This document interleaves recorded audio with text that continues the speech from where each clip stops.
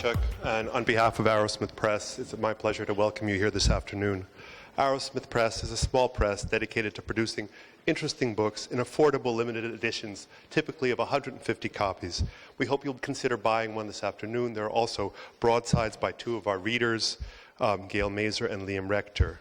It's an all-volunteer effort sustained by the efforts of our editors and editorial assistants, Alexandra Johnson, Jason Bedore, Catherine Parnell, Erica Mena, without whose extraordinary efforts we wouldn't be here this afternoon. We wouldn't have a reason to be here were it not for the compelling work of the poets Liam Rector, Gail Mazur, Jason Shinder, Daniel Berrigan, many of whom traveled many miles and gone to some effort to be with us this afternoon. Also an all-volunteer effort. And to them we take off our hats. And that's all. Thanks to John Fields and friends for offering us these most hospitable quarters. A more comprehensive thank you will be offered at the end of the program. I turn it over to Jason Bedore.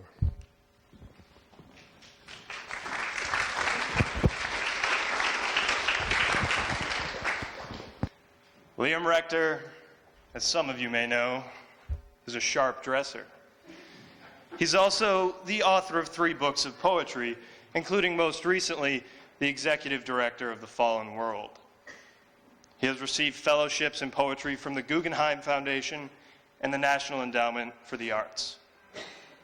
His poems have appeared where his shoes have not, in Plowshares, Paris Review, American Poetry Review, The New Republic, Boston Review, and Slate. A man whose poems reflect a sincere turning and admiration to the past, with sympathetic, caustic motion. In them, the proof of vocation, the relics of the stuff of life. 10 hours removed from where he may have sat smoking, he'll stand reading, just a puff of smoke. The founder and director of the graduate writing seminars at Bennington College. Thanks for making it, Liam Rector.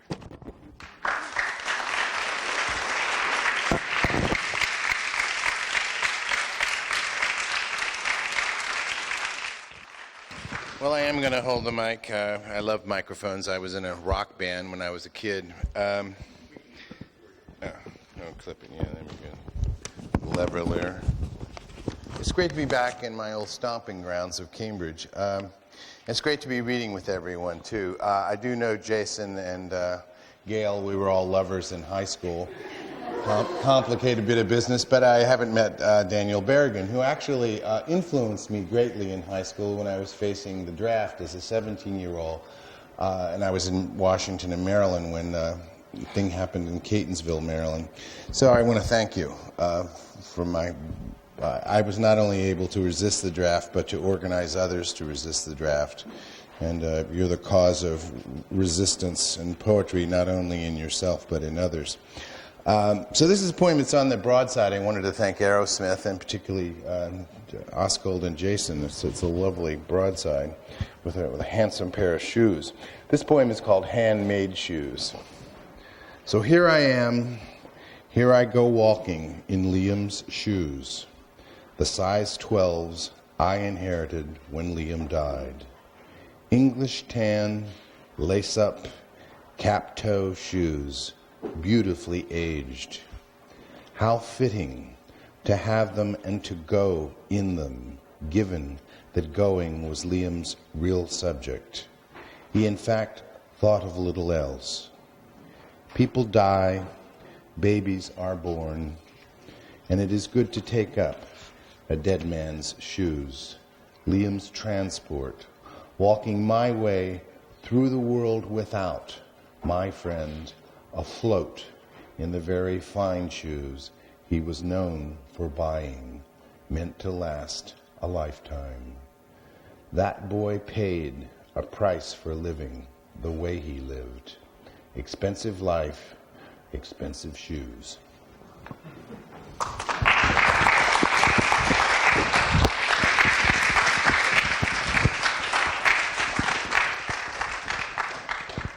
Well, I think I'm going to try to hold this. How's that? Okay. Well, it's my pleasure to introduce our next reader, Gail Mazer, who has long been a driving force in the literary world, and especially here in Cambridge. As the founder and, for 29 years, the director of the Blacksmith House Poetry Center here in Cambridge, she has introduced new writers to the world and encouraged the passion that brings us all together here on this gorgeous and unseasonable December day to listen to poetry. Gail is the author of 5 books of poetry, most recently Zeppo's First Wife and You Can't Take That Away From Me, which was a finalist for the National Book Award in 2001. She is taught in writing programs all over the country, lately as Emerson's writer-in-residence. Her poems, as you will hear, are pointed and poignant, both linguistically inventive and colloquially playful. Through them, she offers up her unflinching insight and a compassionate critique of the world that embodies how poetry and poets are real, count for something. She has received many awards for her work, including fellowships from the Bunting Institute of Radcliffe College and the National Endowment for the Arts, and we're deeply honored to have her with us.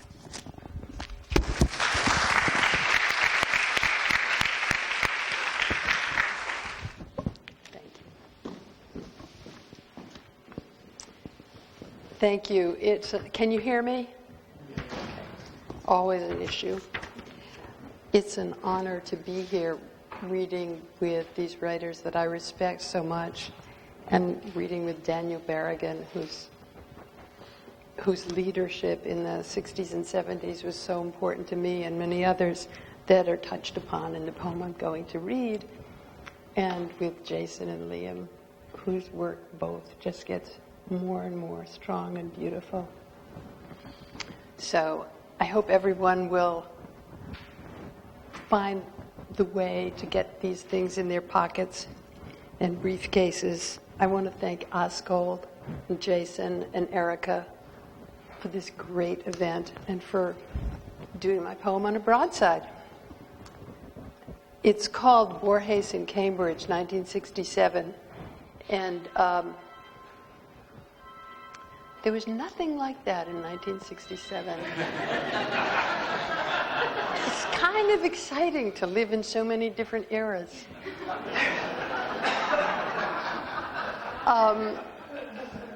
In 1967, Borges came to deliver the Norton Lectures at Harvard, with which I was not affiliated, but as my community college, it was open to people like us to hear. And it was a time, I think it was when Borges really had sort of become just enormously significant and meaningful to literature students and to other people in this country. And I think it was also, I might say, the beginning of the sort of importance of poetry and translation widely in this culture. So it's set in 1967. I think it's one of the most self-explanatory poems I've ever written, and I've written a lot of self-explanatory poems. Borges in Cambridge. Bookish, my bookish friend called you. Bookishness, the failing grade he gave your genius and his own. After your first Mem Hall lecture on the riddle of poetry. In that afternoon's amber light, you spoke without notes, your translucent, blind face tilted toward the high windows. You seemed to be gazing heavenward, speaking softly enough to be heard in Victorian Harvard's memorial to privilege and its Civil War dead. That first heroic generation of losses that set Brahmin Boston on its down path. Outside the old brick pile, students and bikers protested the war they hated, war we all hated, their exhilarating noise filtering unintelligible through the indestructible walls, righteous and romantic. Like your romance with Argentina's gauchos swashbuckling across the pampas, who'd thrilled your youth. You dreamt of wounding nobly with a sword, then endured life as a Buenos Aires librarian in love with books you'd memorized but could no longer read. How otherworldly, how disarming you seemed, telling us Cervantes' La Mancha was meant to be an ordinary place, not princely, as if he'd written, you said, Don Quixote of Kansas City. Kansas City and Mass Ave, your two favorite American phrases. I listened as if the SDS weren't racketing the perimeter of the yard, blazing quixotically for a future like the present with its lovely options, but without the dying, the brutal mutilations. Was I really in the hall then, or tramping outside? The retrospective Gail remembers both. I know I marched, my fist raised defiantly like the other demonstrators, chanting our chants month after month, real to be mattering, to spill into the streets, to be counted, to count for something. Absurdly beautiful, the single-minded ecstasy of a just cause. Now memory conflates occasions. It pauses to hold open my two worlds, offers again the desperate, optimistic din, the quiet, lifelike love of art. The war we thought we'd help to finish never ends.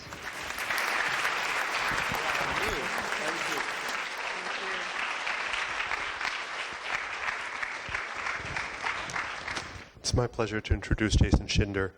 I just want to make sure that people have a chance to sit down. There are seats upstairs. A couple up front here, too, if people want them. Perhaps a good moment to turn those off. Although I like their sound.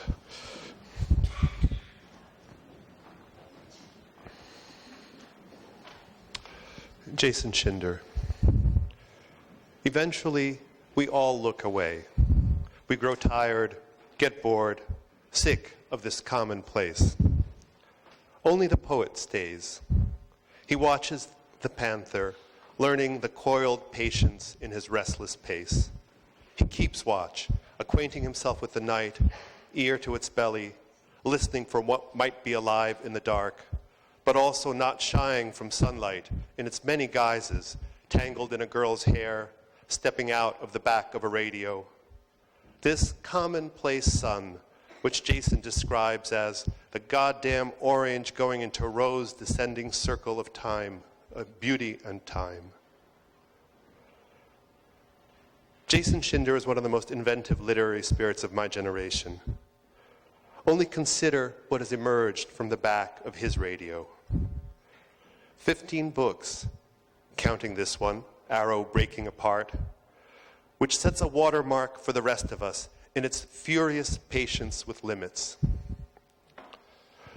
Volumes of poetry, prose, anthology, guides and maps to terrains he knows by heart. 15 books, plus a new one on the way from Grey Wolf. I know of no one else of my generation who has for so long and so variously encouraged other writers to dare to aspire. That's all they need to do, risk it. And suddenly Jason seems to be there trying to figure it out with them, pointing out ways he knows, but reminding them they have to work it out for themselves because, in fact, this thing that seems so very old, this ancient craft, this so-called literary life, are absolutely new and have never been tried before.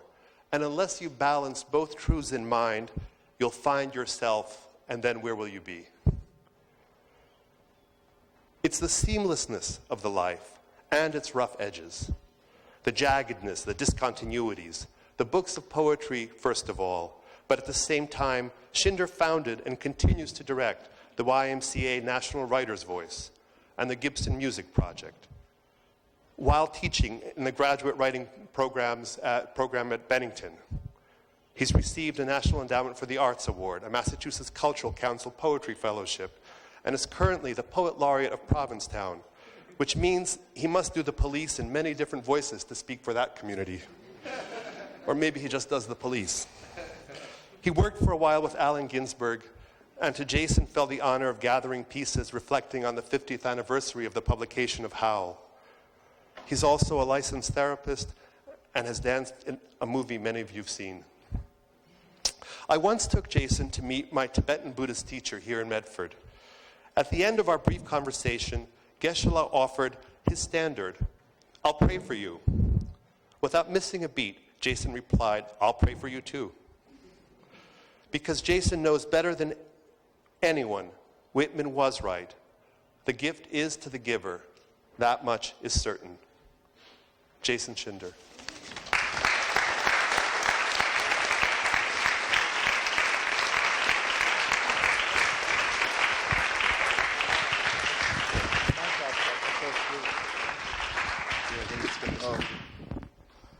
Hey, Liam, there's still time for getting Daniel in our lovers' quarrel.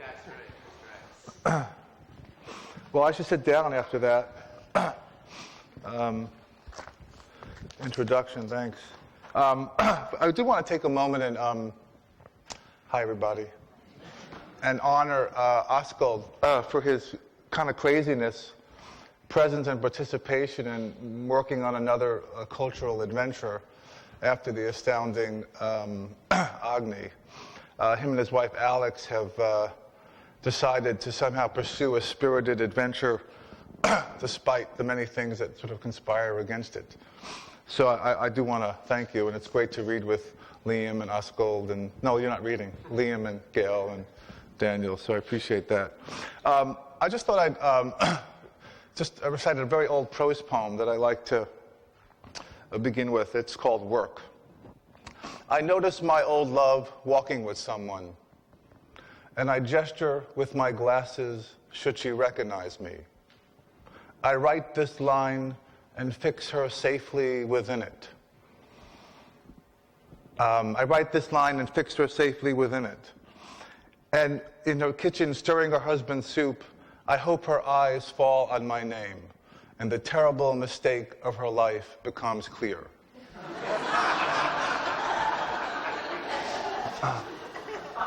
Then I will pray for a small earthquake. The cries of the fallen reach me, and I free everyone except her. Of course. Years later, I find her asleep and carry her back to my room, where she remembers nothing but how I saved her. As many people know, I don't really have many friends. I have no friends. No. So I was imagining what it would be like to have some. Actually, this poem is about sort of the emotional traffic between friends. It's called Now. When I talk to my friends, I pretend I am standing on the wings of a flying plane. I cannot be trusted to tell them how I am, or if I am falling to earth, weighing less than a dozen roses. Sometimes I dream they have broken up with their lovers and are carrying food to my house. When I open the mailbox, I hear their voices like the long upward winding of a train whistle, passing through the tall grasses and ferns after the train has passed. I never get ahead of their shadows. I embrace them in front of moving cars. I keep them away from my misery, because to say I am miserable is to say I am like them. I've often been intrigued by those movies where they have constant music while soldiers are sort of preparing for battle or during battle or after battle. And it seems like the louder the music, the more defiant they get. That has nothing to do with this poem, but I just wanted to tell you that and share that with you. Hope you enjoy it. No. This is called Music During War. While lovers sleep, I dig my nails into the earth, holding up traffic. Just now, a cloud pulled up while I was talking to the emptiness of the universe, and my voice plugged into the waves at the bottom of the ocean. The heart is taped up like a child's drawing of the moon over the broken window of the sky, where the wind always comes back to fill my lungs. I will dance on my shadow. I will open my sleeping mouth with the air from my mother's coffin.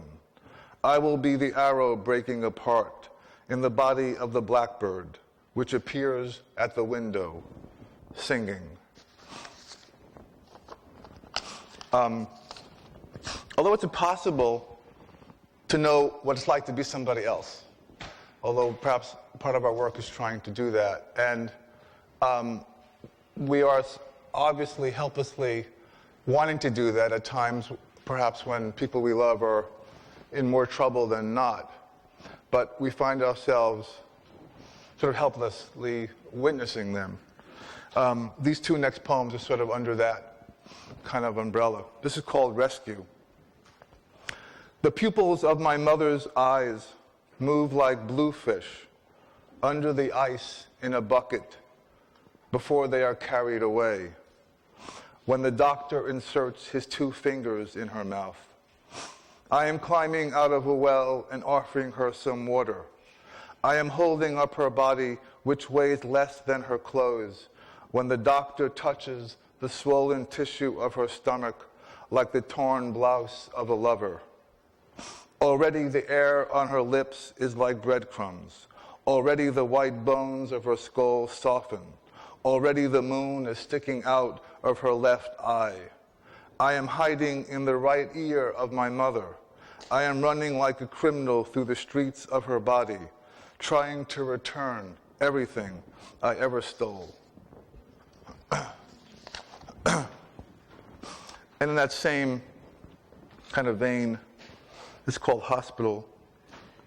While the machine sucks the black suds from my mother's blood and then sends it back, stinking clean, into the pistol tube nailed down into her chest, I climb out of my shoes and slip a cotton swab of water between her teeth, her dentures sliding off the back porch of her mouth.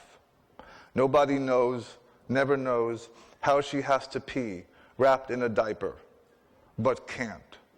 The yellow eggs she ate 1 hour ago, already the shit in her bowels. And lonely, head hanging from the balcony of her body, lonely. Darkest passage from the hairless vagina, lonely. But brave, but lonely. Because I did not stay all night. Because I won't.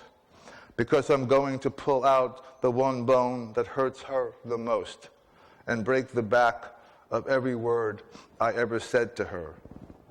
The world is evil, Mother, and I am too. I should say that some of the poems I'm reading tonight from the chapbook are different from those in the chapbook because they're always in process. And this poem is not in the chapbook, it's sort of a different kind. And I was just at this hotel, Charles. They have a Henrietta restaurant, which is named after a pig, the woman who owns it. Just wanted to tell that to you. This is called Pigs. When I was a boy, the one bad creature I heard of were pigs. Pigs who rolled in the slime, advocating laziness, poor eating habits, the unimportance of cleaning, staying in the deep mud instead of walking a short distance to wash in the pond. Lethargic, raggedy-eared, pink-rusted, droopy-tailed, heavy-loaded, dull-eyed pigs. Pigs who I learned later greet each other, snort to snort, and at night snuggle up close, and for some unexplained reason sleep snout to snout. Pigs who play with piglets with immense patience, sniffling and nibbling on their ears. Charles Darwin wrote, "The sooner the pig is fattened for the butcher, the better." F.E. Zeuer, the historian, said, "Unlike cattle, pigs cannot be driven, and their meat is prone to spoiling, and so we despise them." And William Yannett, author of the first book on pigs, wrote in 1847, "Pigs have feelings in common with each other, and in their eyes is a question for us. Why are you doing this to me?" I thought I followed the pig, when my mother said my room was dirty as a pigsty. Or I squinted in the sun like a pig with small, black, beady eyes. Now I know I was trying, like the pig, to get a better view of the world. Now I know pigs dream and see colors. Pigs move bales of straw into a heap with their noses so they can stand atop it, above the fence, and look out. Pigs have a loud, upward winding oink, oink, curving off the round edge of their snouts in distress or desire, which I once thought was a dirty and dumb sound.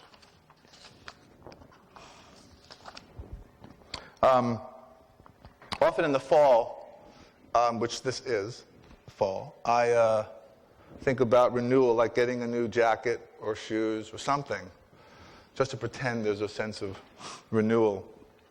This poem is somewhat in that spirit. It's called October. The cold foreheads of apples graze the ground with nothing on but their torn green jackets. When I step into the shower, I am like the President of the United States stepping up to the microphone, and everyone in the world is waiting to hear if I will be lying again.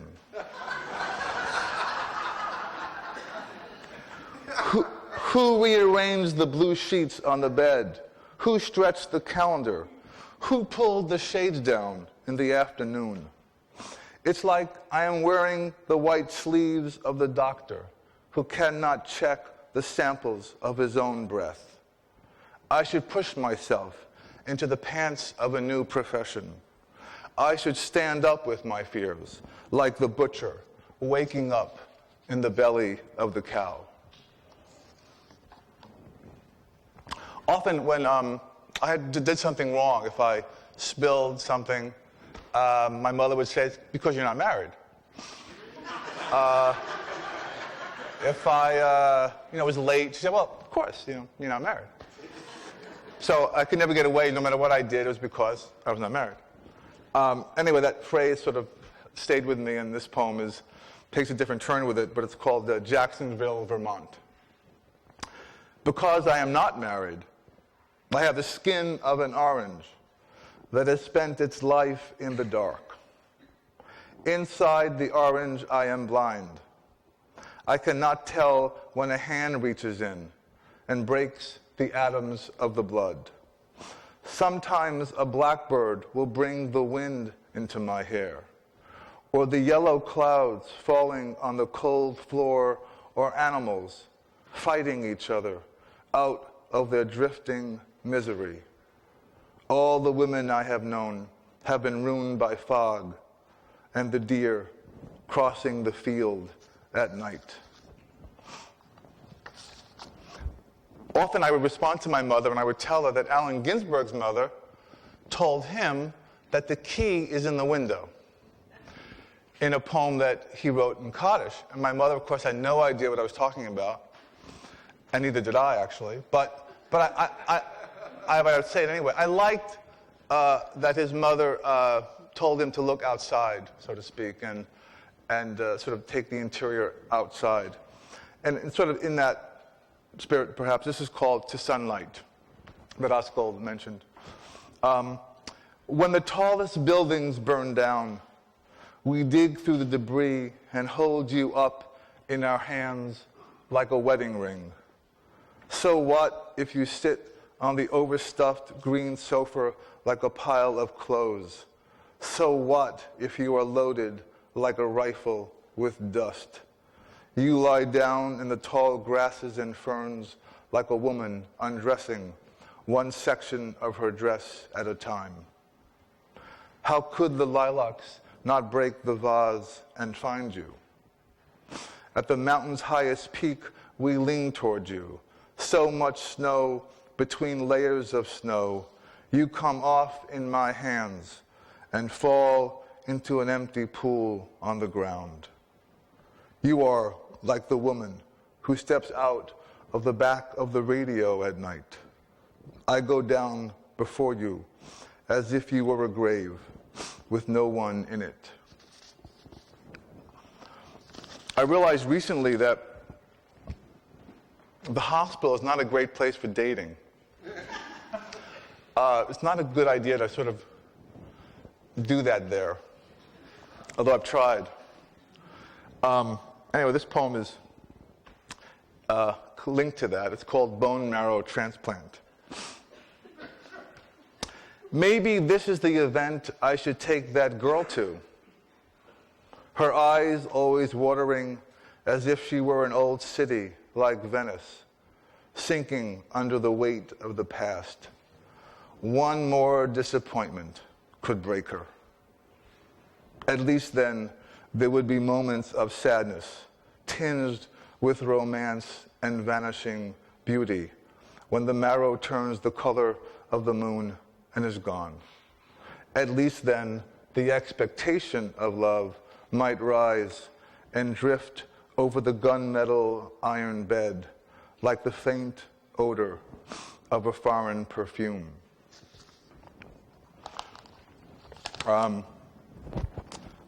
Closing soon. When I think about looking back, which is in itself is a curious condition, I think what I will remember most is not the poetry or anything, the books, or anything like that.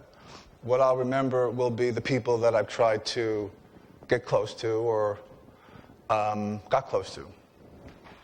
And I think that might be a common condition for all of us. And in that vein, this is called my 20th century.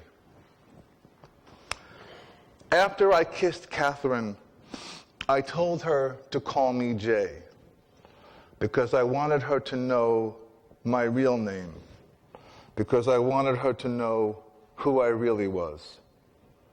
She said to call her Catherine.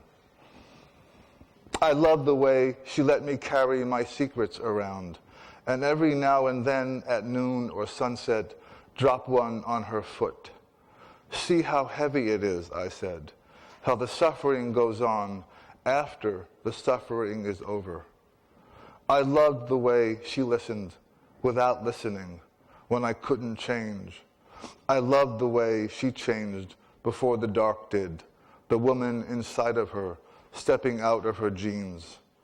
I loved how she would curl up under the blanket and get smaller like a shirt, folding in on herself until she was no larger than the size of her shoulder, leaning into mine. I loved how her breathing swelled and came apart with the smell of lilacs from her garden at the end of the street. I loved how her body shook like a wild instrument with all the music inside it. And in that same vein of looking back, this poem is called The Alder Tree. When I think of how my mother shut down, like the water fountain in the town square when the cold months come, time is the nervous eye of the rat in a jar in the laboratory of the mad scientist who everyone goes out of their way to avoid. Under the half moons of her red fingernails, the horses finished their last rides in the heat of the desert, which was her room. The stockings of her youth were caught in the branches of the alder tree outside her window. She was restless, like a girl dressing and undressing. I pushed my palm into the end of a pin rather than hear her moaning, as if the whole of her body was pulled into her mouth. If I could reach my hands into the chest of the ocean, I would pull up her brown lungs, covered in a blanket of weeds. What is it? What? I asked, like a puppet with a string pulled backwards with a sting. She was the one I couldn't unwrap. I was the musician playing for her soul, but with souls you cannot bargain.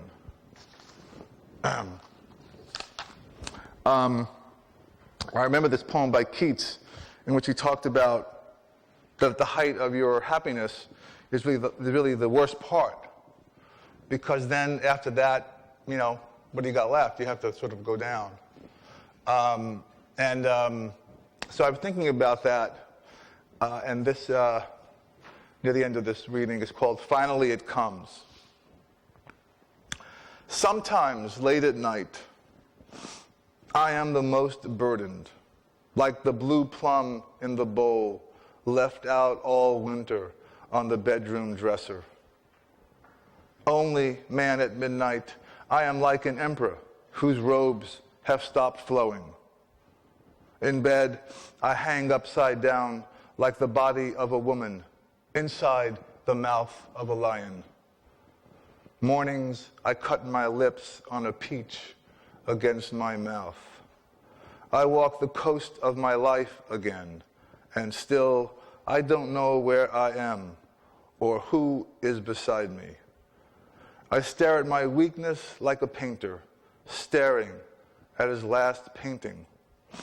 All the ears of deer turn back when I lean toward the river. I hate it when people say up here, like, so-and-so asked me to read this poem and so forth.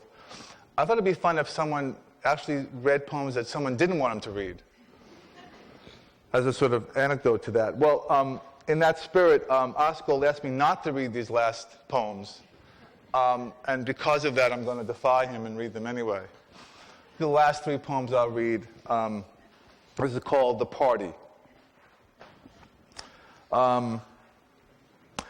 And that's how it is. Everyone standing up from the big silence of the table with their glasses of certainty and plates of forgiveness and walking into the purple kitchen. Everyone leaning away from the gas stove Marie blows on at the very edge of the breaking blue-orange lunging forward flames to warm another pot of coffee while the dishes pile up in the sink, perfect as a pyramid.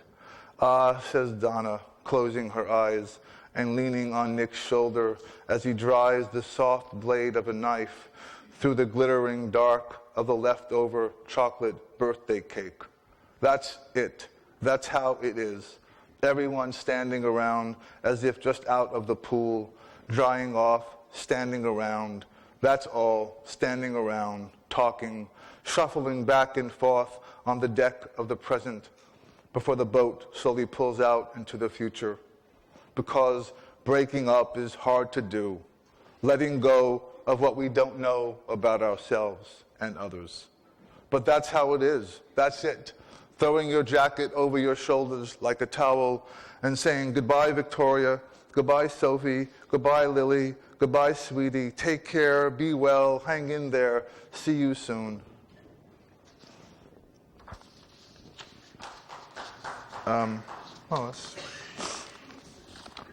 This is the poem that's broadside, so I'll read it as it is, though completely changed it. Yeah. It's called The Sunset. Your death must be loved this much. You have to know the grief now. Standing by the water's edge, looking down at the wave touching you. You have to lie stiff, arms folded, on a heap of earth and see how far the darkness will take you. I mean it, this, now, before the ghost the cold leaves in your breath rises, before the toes are put together inside the shoes. There it is, the goddamn orange going into rose, descending circle of beauty and time. You have nothing to be sad about. Last poem, and thank you again for being here. It's called, at the moment, New Year, or The Rising, perhaps. I will dive to the bottom of the hotel pool and find my mother's hairpin. With the mouth of a drowning woman on my lap, I will add her breath to mine. In the dark, I will lay the thin white sheet of moonlight over the blue plums of my wife's breasts. with a new planet I discovered just when I thought I was losing my sight. I will love another man because I will be a woman.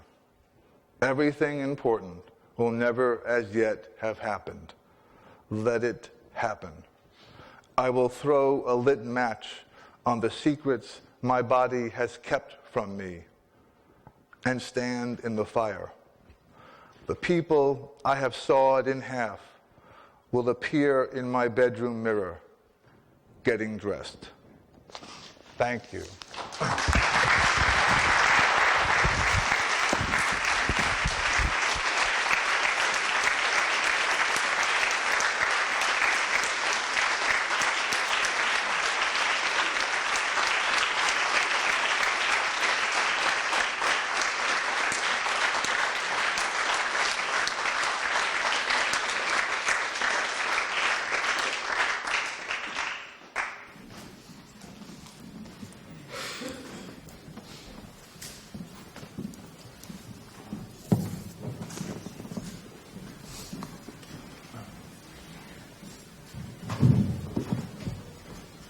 See how this is? Is it audible? Okay. In the house I grew up in, a picture hung above the ironing board. In sepia tones, John F. Kennedy and Pope John XXIII walked side by side through Elysian or otherwise heavenly fields in amiable conversation. An icon of hope and an elegy for it. This phantasmatic portrait conjured the fantasy of a certain strain of Catholic progressives, Kennedy Democrats thrilled with the reforms that Pope John had launched. Other, more radical living icons made their presences felt in the home, Daniel Berrigan and Philip Berrigan most prominent among them. The times would require stronger thinking, tougher measures, and ongoing rigorous witness. The times ever require them, as we have been forced to learn again and again. Daniel Berrigan has offered such witness for decades, and we are here to celebrate not only the man and his life, but more specifically his poetry. Berrigan could never be taken for a smiling public man a la Yeats, but his public life may have at times obscured the brilliance and force of his poetry.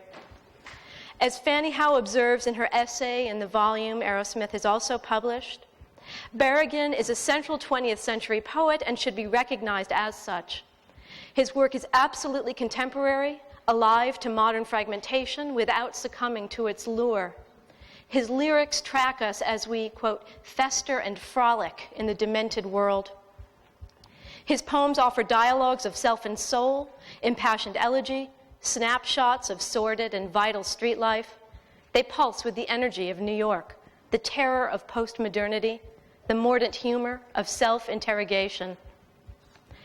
As poet after poet produces post-9/11 poems conspicuous for their weakness, with the exception of Frank Bidart's Curse, Berrigan offers perhaps the only poem thus far adequate to the ethical and imaginative challenges confronting us. And significantly, that poem, called After, is keyed as a series of questions. Not for Berrigan the banal certainties of complacent or outraged liberalism. Berrigan has a restless dialectical mind, and his poetry reflects that. His lyrics reject the dissociation of sensibility supposedly thrust upon us since the 17th century, but his poems also refuse comforting syntheses. This latest book shows the poet as strong-minded and as gorgeously incisive as ever. Though Marianne Moore showed her inimitable judgment in praising and introducing his first book, Berrigan has had little to do with official verse culture, and it has had little to do with him, to Berrigan's credit. The times, they are a-changin', and in publishing Berrigan's latest poems, Arrowsmith Press shows again its prescience and vigor. Poets are the antenna of the race, Ezra Pound asserted. Daniel Berrigan's work proves the dictum true. These are the authentic, hard-won artifacts of soul-making in the 21st century. It is an honor to introduce Daniel Berrigan and his passionately unsettling work.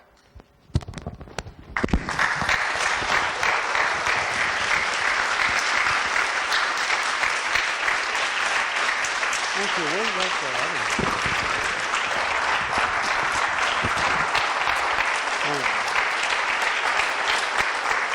Yeah.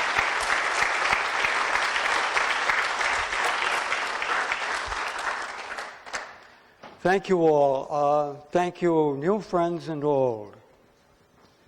Through some of you, I come from somewhere, and through others of you, I go somewhere. And that's tribute enough. One of the penalties of coming last to a program like this is that you regret getting up at all. Having had enough of beauty and of splendor and of insight. However, I have a poem called Good Friday. Out of season, but here we go. You come toward me prestigious in your wounds. The Grand Inquisitor's gown coping those frail and speechless bones. Your credential, dying somberly for others. What a burden! Gratitude, fake and true vows, crucifixes grislier than the event, and the glory gap larger than life, begetting less than life, the faith that strikes healthy eyes blind. Believe, believe. Christians tapping down the street in harness to their seeing eye God. Only in solitude, in a passing tick of insight gone, as soon as granted, I see you come toward me, free at last, the obsessions, the thousand dead egos. Can one be a friend of his God? The question is inadmissible, I know. Nonetheless, a fiery recognition lights us, broken by life, making our comeback.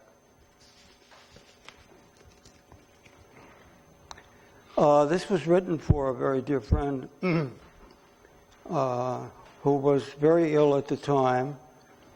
He had written a famous book you might recall called Black Like Me. John Howard Griffin. And I sent him this, and I think he said it helped. Called Consolation. Listen.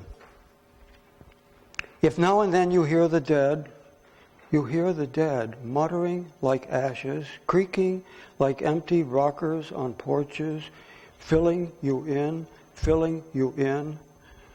like winds in empty branches, like stars in wintry trees. So far, so good. You've mastered finally one foreign tongue. See here. I read somewhere years ago about a poet in Cuba called Angel Quadra, who had been imprisoned for his poetry and was finally released from a Havana prison under stipulation that he, quotes, recant his poetry. The law of the poet. The poet recanted. They hacked off his fingers and gave him a signet ring. The poet recanted. They tore out his tongue and crowned him their laureate. He was then required to flay himself alive. 2 houses of Congress applauded. They dressed him in the Aztec cloak of immortals. The poet surrendered his soul, a bird of paradise on a tray of silver held in his 2 hands. His soul flew away. The poet, by prior instruction, vanished where he stood. And let's see here.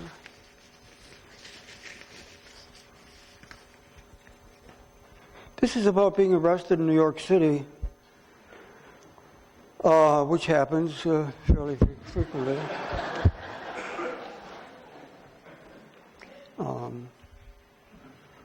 But unknown to any of us, the late mayor, who's still dangerous, he had made a secret deal with the police that if 10 or more gathered and broke a law, they were to be put, quotes, through the system. And that meant something rather severe. So it's called payment. It was something akin to paying your way. No saving metaphor, to be sure. Paying for the next mile, the next heartbeat, the next sunset. Something owed life. The sheer beauty, yes, the heartbreak. Small price, all said. Handcuffed, driven in a chain gang across Manhattan at cold midnight. Something paid to strike the manacles Christ bore and bears in the world. Does the metaphor befit? I'm unsure. That way it might. Let's see here.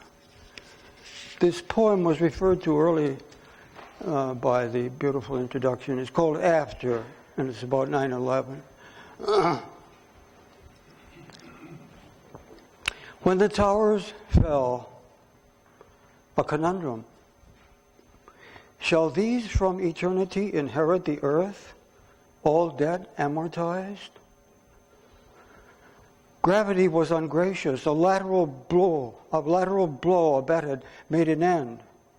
They fell like Lucifer's star of morning, our star attraction, our access. Nevertheless, a conundrum. Did God approve? Did they prosper us? The towers fell, money amortized in pockets, emptied once for all. Why did they fall? What law violated? Did Mammon mortise the money that raised them high?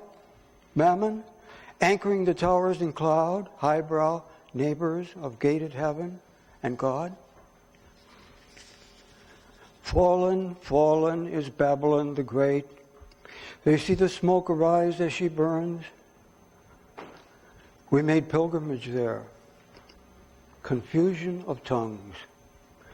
Some cried vengeance. Others paced, slow, pondering, this or that of humans drawn forth, dismembered. Pondered a last day. Babylon remembered. Let's see. And then finally, a poem called The Catholic Bishops Approved Bush's War in Afghanistan.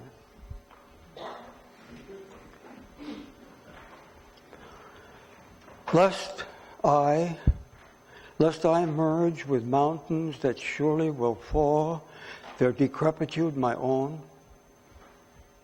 Lest I walk shod in blood of Abel, crying from the earth, my tantamount, my brother, my undoer. Lest eons I must carry Rachel's sacrifice, her tears, my albatross.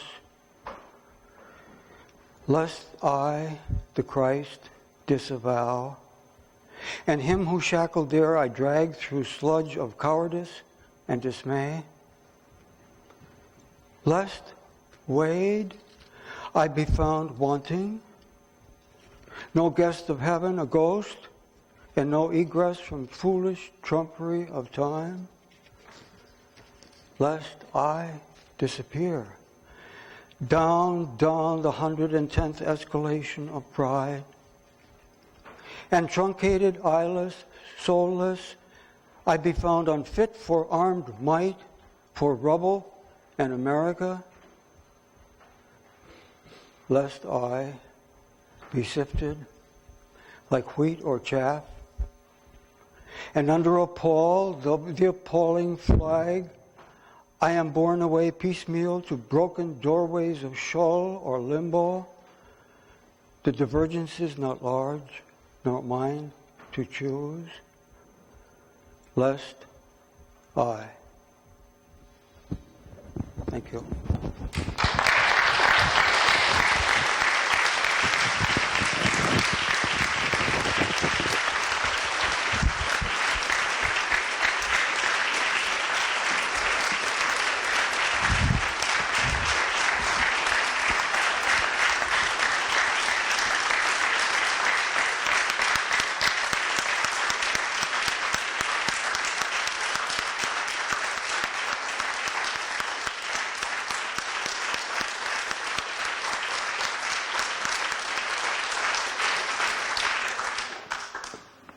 I don't suppose we could convince you to come back up here.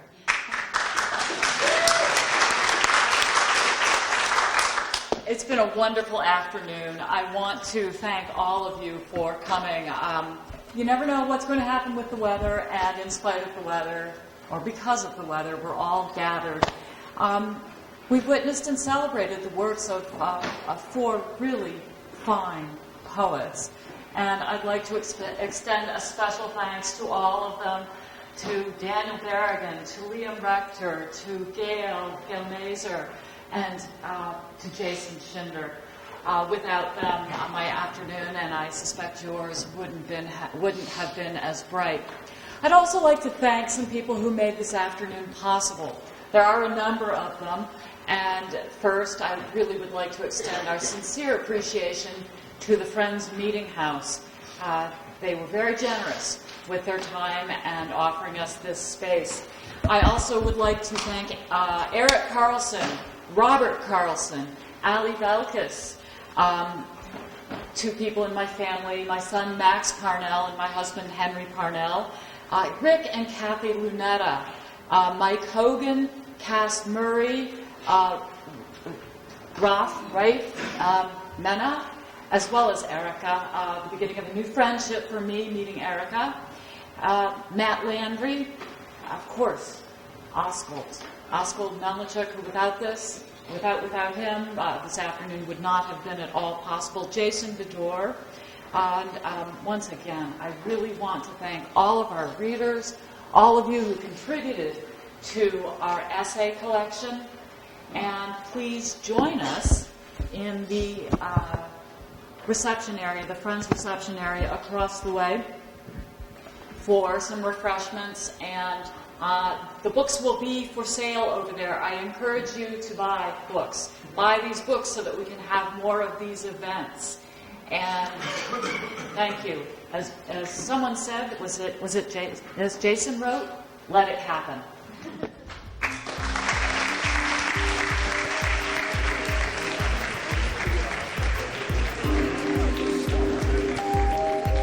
I'm Mike Boover from Worcester, Massachusetts, and I came to hear Uncle Dan, who's been an old pal for many years, an inspiration, and the other poets were also wonderful. So thanks. I'm Bill Beardsley. I used to live on a Catholic worker farm in Winchendon, Massachusetts, and met Dan many, many years ago, Dan Berrigan. I heard he was going to be here and came down and was regaled with poetry from many folks, and I thought it was an incredible event. We were up in the balcony, and we were captivated by some beautiful poetry here today. Thank you. Event. I love the idea of the small press, getting people out there, and old and new people, and I just thank you for this and hope that it continues, because poetry has something to do with our salvation. Hello there, I'm Greg Boover, and I have a few words to say. My father, Mike Boover, he was really inspired by Dan Berrigan, and he became a jailbird because of this. That's about all I have to say. Thank you. So I just wanted to say that it was a total accident. I was in Boston for this event, and I thought it was one of the most extraordinary readings I have ever heard. Every reader a hero in their several ways, sharing one heart, extraordinary poems, extraordinary human beings. It was a privilege to be here. You know, this event was terrific. There are not enough great things for me to say about this event. The people, the turnout, and everyone responsible for it, really. It's been a terrific, terrific time. Great. I am the President of the United States, and I'm here to tell you to thank you for destroying my country. And if I ever see you again, I'm going to put you in jail. And I love you, and bye. Daniel Berrigan is one of the most important literary figures of this generation, of his generation still living today, and one of the most important political activists. And remembering that poetry can have a political purpose, that poets are actors in the political world, that they have something important to contribute, and that they point us to the pieces of history that we so easily forget, is absolutely essential to remember, especially with the political situation the way it is now in these trying times.